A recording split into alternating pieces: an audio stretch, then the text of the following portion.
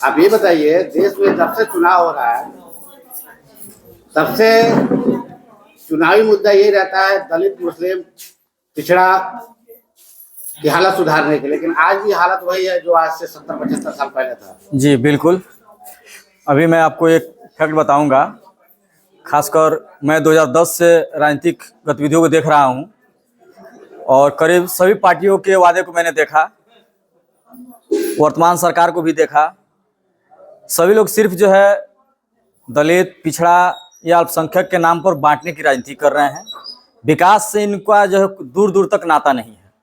इसका मैं आपको ताज़ा उदाहरण दे रहा हूं कि 2008 में नीतीश जी ने रामविलास पासवान के खुंदस में महादलित आयोग का गठन किया, जिसमें एससी में 23 जातियों में से 2 जातियों को छांटकर 21 जातियों को महादलित का दर्जा दे दिया। पूर्व नेताओं ने तो जातीय पार्टी ही थी, ये एक कैटेगरी बांट दिए, एससी में महादलित ला दिए और पासवान को सिर्फ अनुसूचित जाति बना दिए। उसके खुंदक में महादलित आयोग बना दिए। उसके बाद महादलित मिशन बना, बहाली हुई। उसमें भी वो सिस्टमेटिक तरीके से परत दर परत अपने राजनीतिक आवश्यकताओं को देखते हुए जातियों को जोड़ते गए कि इनका सबसे विकास पीछे है तो ये है वो है, लेकिन वो सिर्फ वोट की राजनीति थी। करीब 10,000 अनुसूचित जाति के परिवार से विकास मित्र भी बने, जो उनके तथाकथित फॉर्मूले महादलित के अंतर्गत आते हैं। उसमें उन्होंने मैट्रिक से लेकर साक्षर तक की बहाली की। मैं उस पर नहीं जाऊंगा कि लोग नहीं मिले तो साक्षर उन्होंने बहाली कर दिया। लेकिन विगत 15 वर्षों में उन विकास मित्रों के माध्यम से वास्तविक तरीके से जिस विभाग से उन्होंने उनकी बहाली कराई, 1 रुपये का विकास काम उनसे नहीं कराया। सिर्फ दूसरे विभागों का जो है दरवाजा घूमने के लिए छोड़ रखा है। कभी कोई कभी कोई। तो लेकिन बिहार जो है, बिहार में प्रचलित है कि यहाँ लोग जातिवाद, जाति के नाम पर वोट करते हैं, तो इस नीति को आप कैसे तोड़िएगा? जाति के नाम पर वोट करते कहाँ हैं? नहीं, पति बन गया, लेकिन लोगों की समस्या वही का वही है। वो सिर्फ जाति के नाम पर वोट वो दिखावा है और वो प्रचारित है कि हाँ ये जाति के नाम पर हो रहा है, लेकिन लोग जो सब्जबाग दिखाया जा रहा है उसके आधार पर लोग जो है गलती पर गलती कर रहे हैं और वोट दे रहे हैं। और जातिगत समीकरण को तोड़ने के लिए ही जन स्वराज में कोई भी जातिगत जो है विंग नहीं बनाया गया है। ये बताइए, आपकी सरकार बनती है तो नया क्या होगा इसमें? हाँ बिल्कुल नया होगा ना। क्या क्या नया होगा? सबसे पहले पिछले 35 वर्षों में रोजगार देने के नाम पर इन लोगों ने जो वादा किया वो पूरा हुआ नहीं, लोग बाहर जा रहे हैं। हम लोग नया ये करेंगे कि 10 से 15 हजार रोजगार देने की व्यवस्था स्थानीय स्तर पर करेंगे कि उनको अपने पंचायत से बाहर नहीं जाना पड़े 10 से 15 हजार के रोजगार के लिए।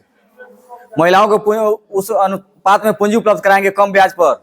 अभी नीतीश बाबू 12% सालाना पर देते हैं जीविका से, हम लोग 4% सालाना पर देंगे महिलाओं को लोन कि वो अपना छोटा छोटा जो उद्योग धंधा शुरू कर सके। अनुसूचित जाति जनजाति समुदाय के सभी को 4% पर देंगे। बच्चों को जो है शिक्षा के नाम पर जो अभी चल रहा है, उसी विद्यालय में पढ़ाने वाले शिक्षक अपने बच्चों को सरकारी स्कूल में नहीं पढ़ा रहे हैं। मैं खुद एक सरकारी शिक्षक का पुत्र हूँ, लेकिन ये मेरा भी अनुभव है कि मैं अपने घर के बच्चों को सरकारी स्कूल में नहीं पढ़ा सकता हूँ। इस व्यवस्था को सुधारने के लिए हम लोग नेत्रहाट और सैनिक के तर्ज पर विद्यालय खोलने का काम करेंगे। एक मिनट सर, जब स्कूल की बात कर रहे हैं, आपकी पार्टी जो है एजुकेशन पे बहुत बात कर रही है कि बच्चों को जो है आप शुरू पढ़ाएंगे जी, लेकिन उससे ज्यादा समस्या है कि आपको नहीं लगता है कि एक क्लास एक किताब होना चाहिए? यानी बिल्कुल जो बुक फर्स्ट क्लास में बिहार में चले वही बुक जो है यूपी में चले, यानी हर स्टेट में एक ही बुक चले। बिल्कुल बिल्कुल। क्योंकि बच्चा जब आगे कंपटीशन में बैठता है तो यहाँ का बुक अलग है, यूपी का बुक अलग है, कर्नाटक का बुक अलग है कंपटीशन में, लेकिन सवाल जो आता है एक ही सवाल जी। बिल्कुल बिल्कुल। बच्चे जो है अपने आप को जो है जी बिल्कुल हुआ महसूस करता है। मैं आपकी इस बात से बिल्कुल सहमत हूँ और ये हम लोग का भी प्रयास होगा कि जो केंद्र सरकार का सिलेबस है उसके अनुसार हम लोग जो है अपने सिलेबस को ढालें और उसी के अकॉर्डिंग विश्व स्तरीय शिक्षा व्यवस्था बनाने का प्रयास जन स्वराज करेगी।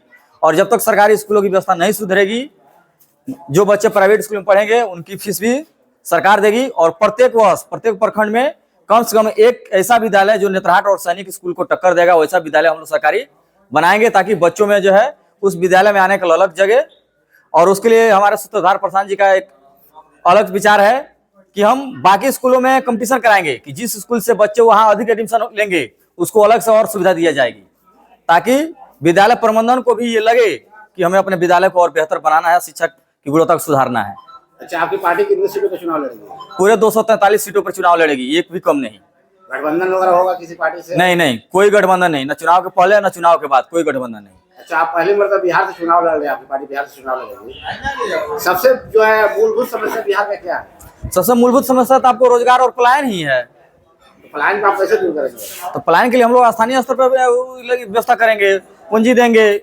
जो हमारे यहाँ का पैसा दूसरे राज्यों में जा रहा है बैंकों से ट्रांसफर होकर, उसको हम लोग रोकेंगे। अच्छा, आपको चुनाव लड़ना है? बिल्कुल, यदि जनता सहयोग करती है, इच्छा जताती है और पार्टी हमारे ऊपर विश्वास जताती है, टिकट देती है, तो बिल्कुल चुनाव लड़ेंगे। किस विधानसभा से लड़ना चाह रहे हैं? रामनगर विधानसभा से। तो आप जो है सुनो इंडिया के माध्यम से रामनगर विधानसभा की जनता को क्या संदेश देना चाहते हैं? जी, मैं आपके माध्यम से रामनगर की जनता को ये संदेश देना चाहूँगा कि इस बार न जात पर, न भात पर, न मुर्गा पर, न साड़ी पर, न 500 रुपया पर अपने बच्चों का चेहरा देखकर वोट करें। किसी पार्टी का उम्मीदवार हो, मैं ये नहीं कह रहा हूँ कि आप मुझे ही वोट दीजिए, लेकिन जो उम्मीदवार आ रहा है आप उसके पीछे अपना स्वार्थ ढूंढिए, आप उसको तौलिए, अपने उम्मीदों पर तौलिए। यदि आपको लगता है कि आपको उम्मीदों पर खरा उतरेगा, तब उस उम्मीदवार को वोट दीजिए, चाहे किसी पार्टी का हो। चलिए, सुनो इंडिया से बात करने के लिए धन्यवाद। जी, आपका भी बहुत बहुत धन्यवाद।